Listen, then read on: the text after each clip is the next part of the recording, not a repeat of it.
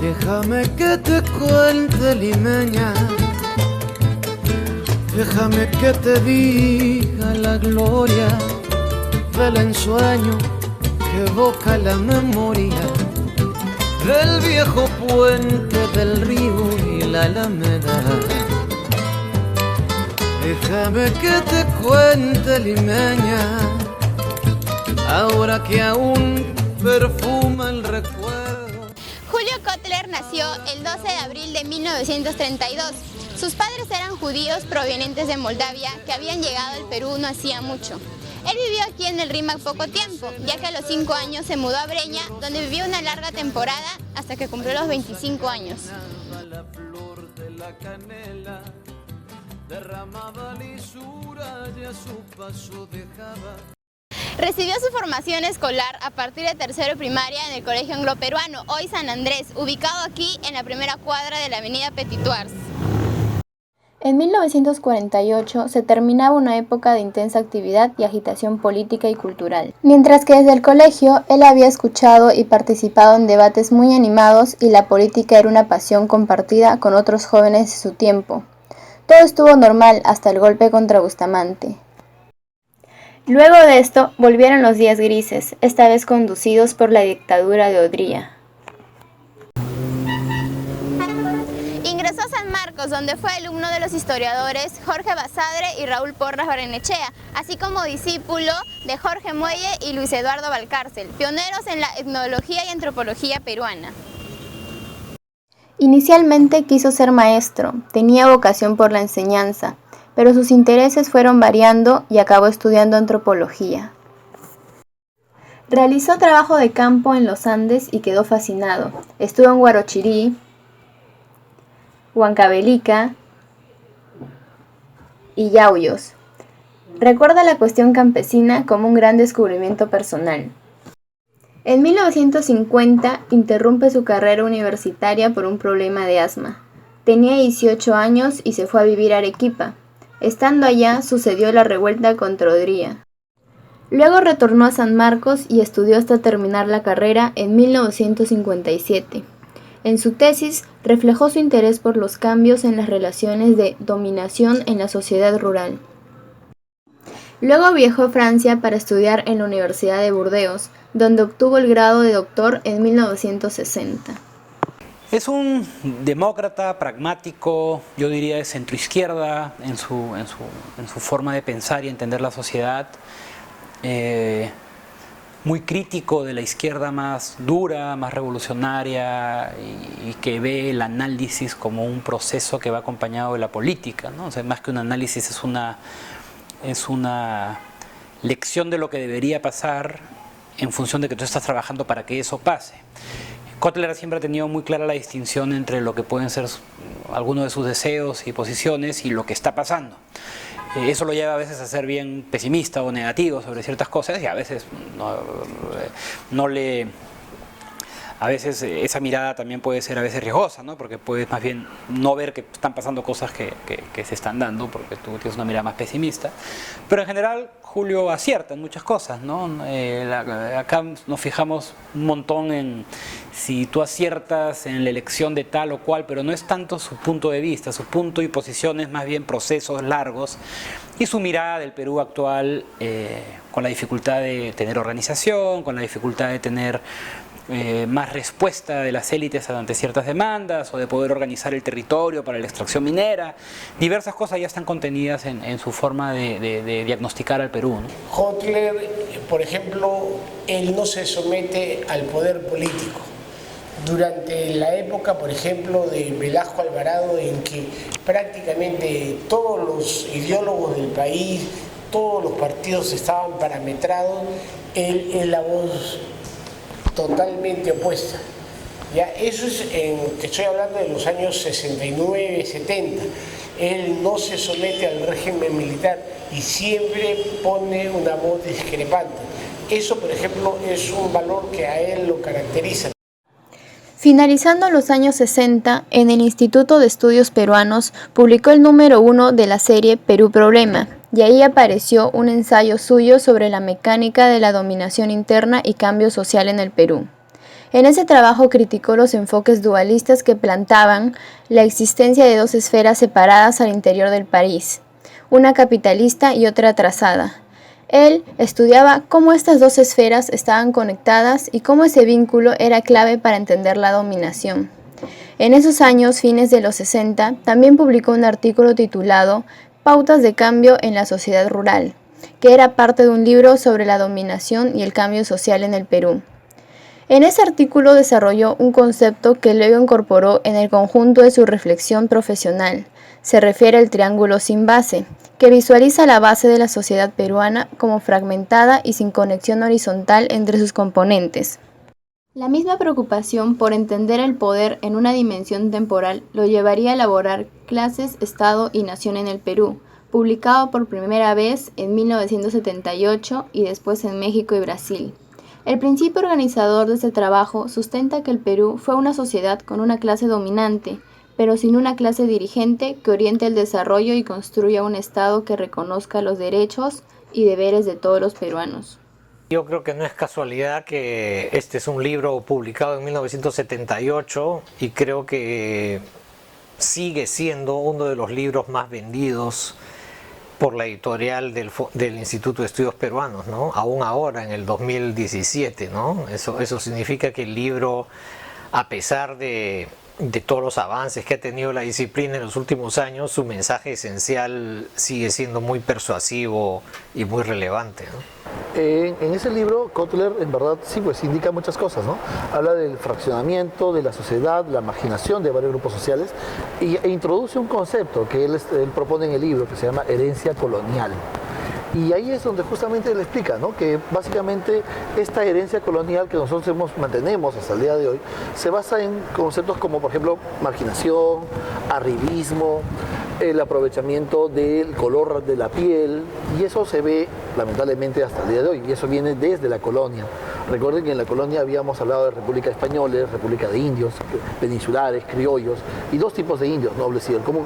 Y esa mentalidad de que el blanco es bueno y que lo demás no lo es, se mantiene hasta el día de hoy, y lo vemos lamentablemente tanto en publicidad, en canales, el simple hecho de ir a una discoteca y ver se reserva el derecho de admisión bajo qué criterio, ¿no? Y eso, bueno, es algo que Kotler habla. En la década de 1970 fue crítico del gobierno militar de Velasco Alvarado.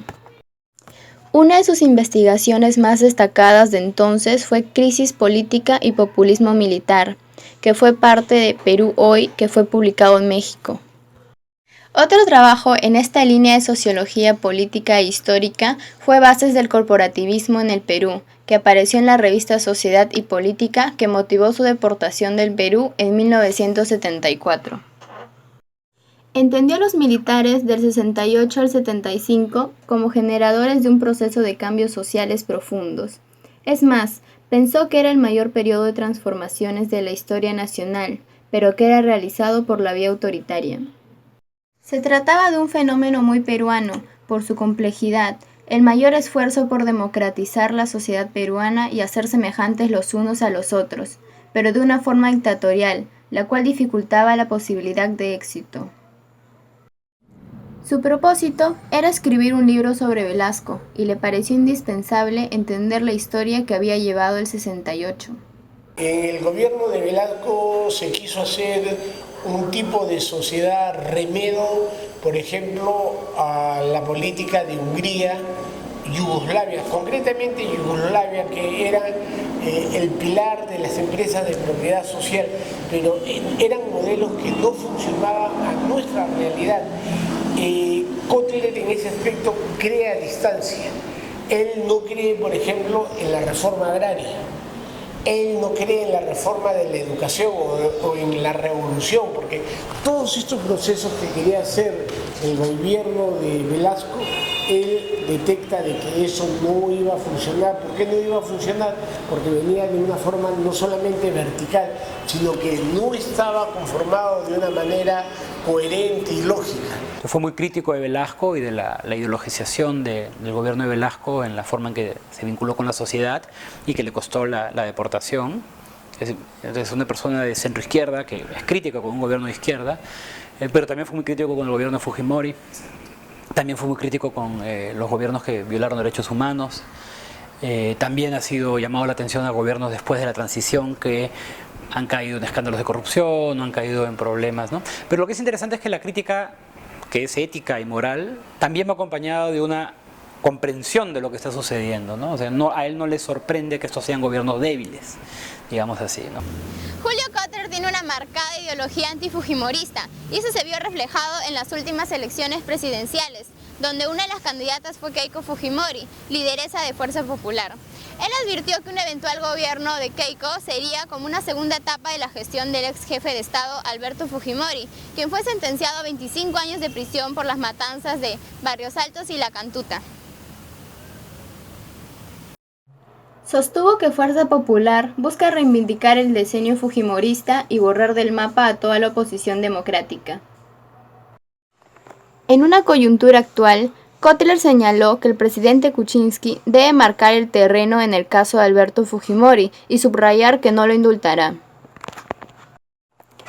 Además manifestó que debe ser el gobierno el que critique, informe y haga política para no dejar que Fuerza Popular sea el que marque la agenda del país.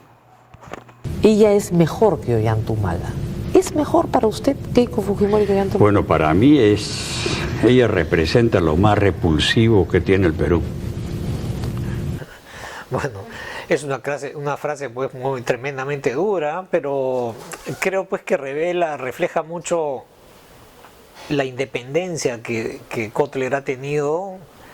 Creo que revela su papel como intelectual público, digamos, no es alguien encerrado en la Torre de Marfil de la academia, sino que participa mucho en el debate político. Y creo que entonces, así como él combatió las ideas autoritarias de izquierda durante Velasco, él combatió las ideas autoritarias asociadas al neoliberalismo en los años de Fujimori, ¿no? Y creo que ese activismo en contra del fujimorismo en los 90 lo hace desconfiar mucho del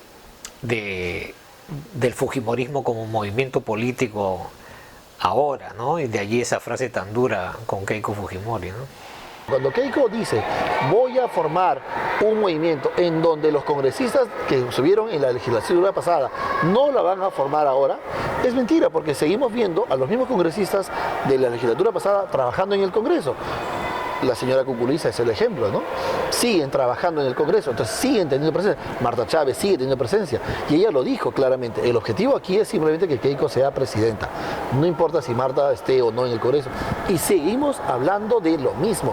Clientelismo. El hecho de repartir un tupper con un dinero dentro del mismo, también es eso, pues, ¿no? El hecho de haber ido en época de los desastres naturales, aquí nomás en marzo, a Piura o a San Juan de Gancho o a Arequipa, llevando ayuda y diciendo, bueno, si fuéramos gobierno hubiésemos traído más ayuda. Entonces, ¿qué nos está diciendo con esto? O sea, vamos a seguir esperando, dependiendo de, comprando o aceptando migajas con la finalidad de que ellos se sigan beneficiando. Esto es una práctica que lamentablemente debe acabar, ¿no? Pero bueno, la población parece que no se da cuenta, no participan, los jóvenes no participan de esto y obviamente esto genera más problemas. Se benefician los partidos políticos, el clientelismo, los grupos sociales económicos, PPK, Odebrecht, y seguiremos viendo los mismos escándalos en 1, 2, 5, 20 años más, ¿no? Considerado uno de los pensadores más destacados de nuestro tiempo, a través de su principal obra busca comprender el origen y las características de los problemas estructurales derivados de la formación social peruana. Él es Julio Kotler.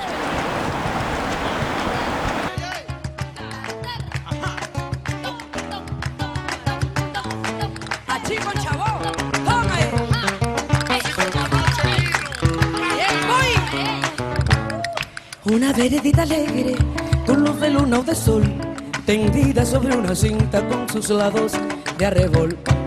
Arrebol de los geranios y sonrisas con rubor, arrebol de los claveles y las mejillas en flor.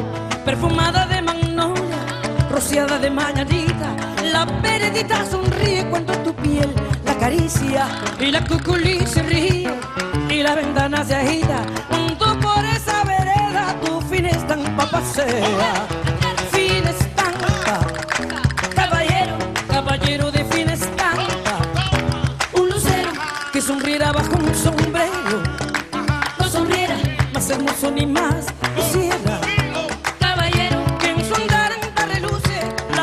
talandaranda,